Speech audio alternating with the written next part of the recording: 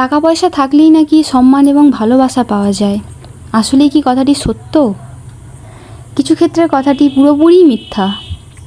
নিজের ব্যক্তিগত অভিজ্ঞতা থেকে বলছি, আপনার যতই ধনসম্পত্তি টাকা পয়সা থাকুক না কেন, কিছু মানুষের মন খুবই নীচ, খুবই অহংকারী হয় তারা।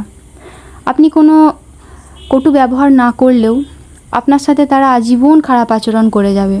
আসলে এটা তাদের পরিচয়, এতে আমাদের কিছু করার নেই। যার মনে যেইটা থাকে সে সেইটাই করে বেড়ায়। আমাদের এতে কিছু করার থাকে না, করার একটাই থাকে যে আমাদেরকে এনাদেরকে অ্যাভয়েড করে চলতে হবে। আসলে তারা নিজেরা যেমন তারাক্কি করতে জানে না, তারাক্কি করতে পারে না, আর সামনের জনকেও করতে দেবো না, এই রকম একটা মেন্টালিটি বহন করে।